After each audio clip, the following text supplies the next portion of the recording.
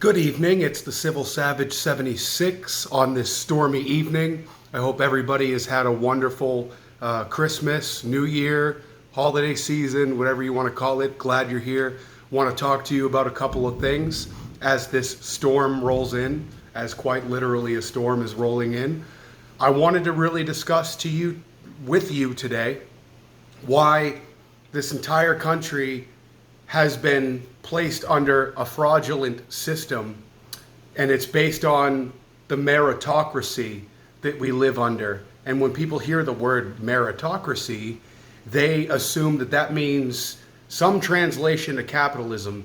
A meritocracy is actually not capitalism. A meritocracy is actually a system of usury through the Federal Reserve, through the Vatican, and through the District of Columbia. And that's what we're going to discuss today, is the meritocracy and the birth system. See, when you were born in this country, you were born under a set of laws that you were unaware of.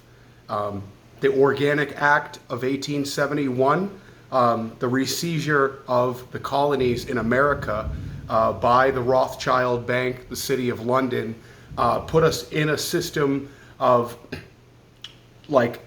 financial servitude to that of our original captors through postal shipping and banking wars that have taken place since the beginning of time. And it has to do with the Postmaster General and ultimately the Rothschild family and their banking dynasty. Our Constitution was botched. We're going to get into that later. We're going to talk about grammatical fraud. We're going to talk about italicized words within contracts and how that voids them. We're going to talk about all kinds of different things, mainstream topics. But what ultimately happened was that at the time of the American Revolution, America filed 3 bankruptcies. And these 3 bankruptcies basically put America in a position to never be able to pay that debt back to England. So what they did is they decided to capture all the nations of the world via the Postmaster General and began using people as collateral by which to create a tax revenue to then be able to pay back the colonies, or the English monarchy rather, by putting the colonies into indentured servitude. So between the Organic Act and the Citizen Collateral move, we went into a different set of laws that do not acknowledge constitutional provisions. Instead, it acknowledges admiralty law, which goes back to not country against country, but rather entity versus entity. In other words, the times of antiquity, kings and queens trying to take different pieces of land over. That's what flags originated as. Flags didn't originate as a symbol of a country. It actually symbolized what they planned to do with trades and who was occupying a battlefield at a given time. It was to ultimately communicate. It was a communique to a distant land what this country had to offer as far as things like natural resources and other sources of trade. So we're actually indebted via our birth certificate through the English monarchy, the Vatican, and the Federal Reserve as debtors through this usury by the meritocracy that we live in, which is not actually the embodiment of free market enterprise. See, we've been in a system of usury. When a doctor births you, like the woke people like to say, when a doctor births you, the doctor, through the transportation authorities, is actually a harbor master. And when you were born, you are considered either dead or lost at sea. So when your child is born, they have to get signed under the birth certificate laws, which are old Freemasonic laws, which means that if you're the new parent and you don't sign those papers, you cannot take your child home from that hospital. And the hospital itself is actually a vassal. It's not connected to the actual country that it's in. And that's the same reason why America is not a country, it's a corporation. We're actually known as America Inc., which is the same reason why the president's never really the president. It's really just the CEO who is representing the different talking points of international special interests. So going forward, when we talk about the shipping and postal wars, the Postmaster General, it's a lot to throw at you. But I want you to really slow the video down if you have to. Internalize this. There are 3 entities ruling the United States. One of them is the Vatican, one of them is the Federal Reserve, and one of them is the District of Columbia, which has its own set of laws and ordinances. They have their own constitution, and through grammatical fraud, by making words ambiguous, using adverbs and all sorts of different ambiguous verbiage within a given contract, the Constitution was actually voided. And it's hard to internalize, but Benjamin Franklin was actually, at the time of the American Revolution, he held the status of the Postmaster General, and he was actually also a contractor for the French Freemasons and different things like the Hellfire Club. We'll definitely get into that in another episode, but Benjamin Franklin was not the person you thought he was. Just like now we're living in an age where we're finding out that all these people around us are not really who they say they are. Celebrities, famous athletes, very wealthy musicians. But going forward, the system that we've lived in is more or less what we could call the Matrix, the hive mind, a simulacrum, the rat race, whatever you want to call it. You're describing the meritocracy that represents this country and what it's supposed to be. But now we're in a storm, a very, very big storm. And it is my hope that through some of this disclosure, we can begin to repair a country that was never a country. We can begin to give power back to the people, no matter what your class, your socioeconomic status, your ethnicity is. We need to bring the power back to the people, and we need to stop giving it to tyrants. Because this whole issue that we're in 2023, this is nothing new. Things are probably going to heat up a little bit. Because this is actually what's being addressed in real time right now, is America and its 3 bankruptcies, and how we are now debtors to the Vatican, the District of Columbia, and the Federal Reserve because of America's 3 bankruptcies. So now we, the people, hold the burden.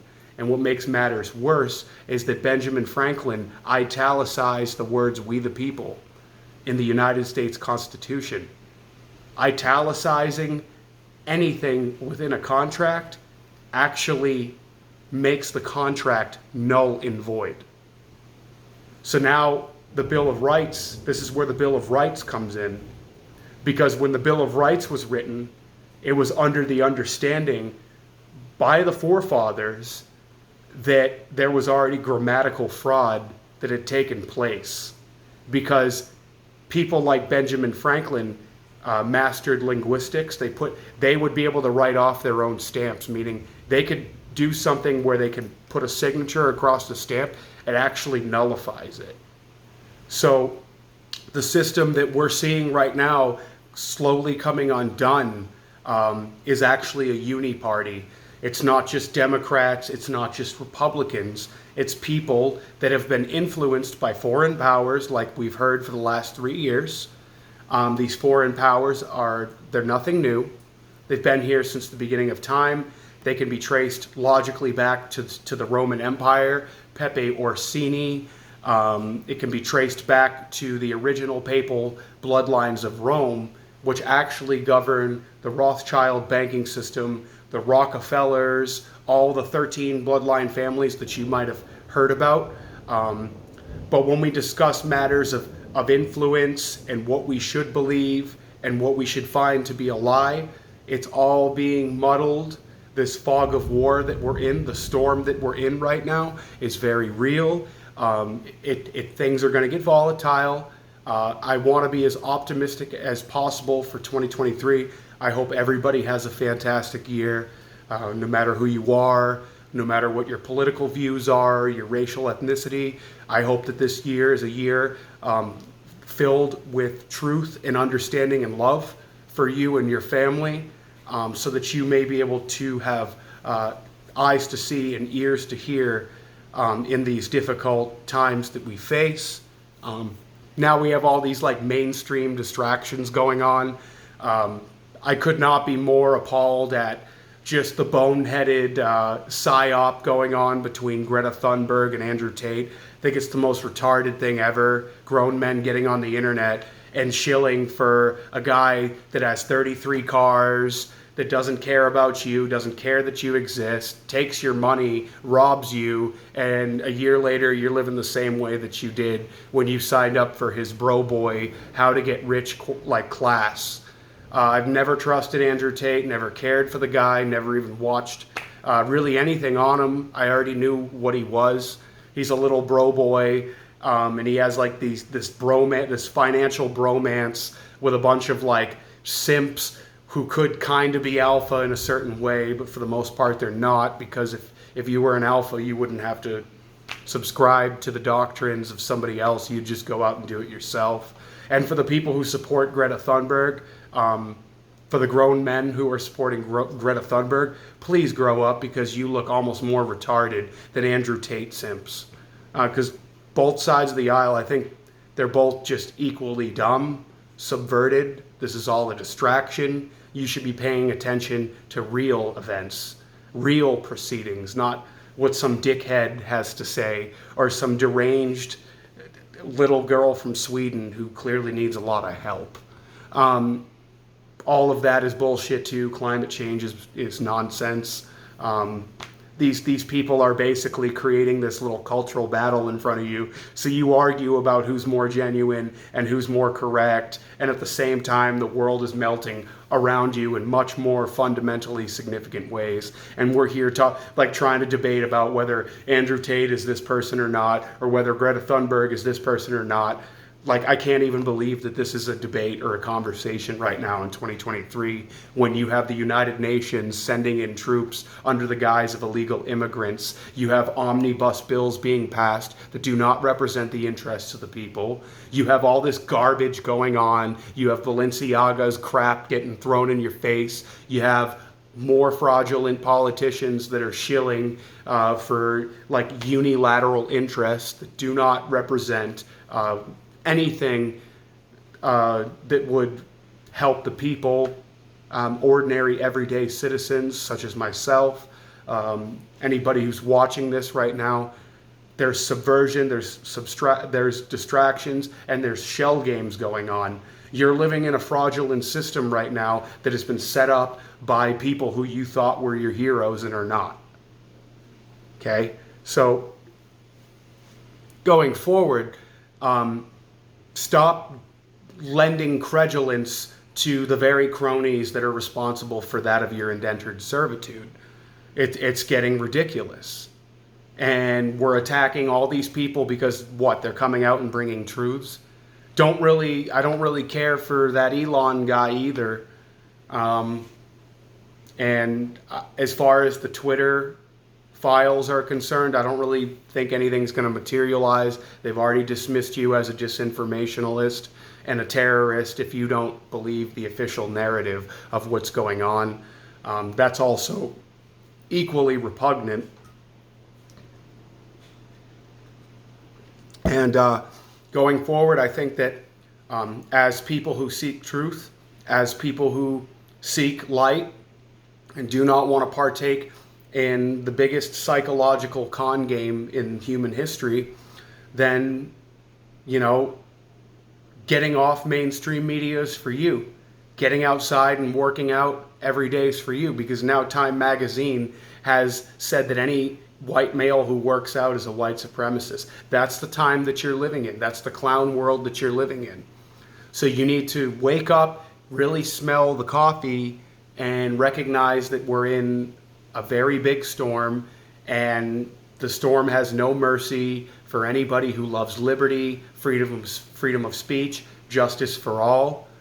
This is what this storm is. It's coming for everything that is pure, true. They're coming for your weapon systems. They're coming for anything that could allow you to not be controlled by the meritocracy, by the birth control, not the birth control, the birth certificate system. You're being controlled by Jesuits and Freemasons. You always were. It's up to you to do the research outside of watching anything that I have to say. Don't listen to me because, I'm just an ordinary person like anybody else who's trying to bring forward all this stuff. It's your responsibility to do your due diligence and to understand that what I'm saying is publicly accessible information.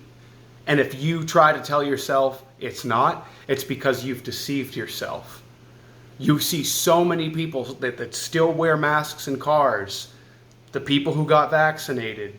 I'm sorry, I know that you wanted to keep jobs or careers, or you wanted to keep something on an even keel, but what you didn't keep on an even keel was my freedom and national sovereignty and basically accepting the thing has really, it's been a death sentence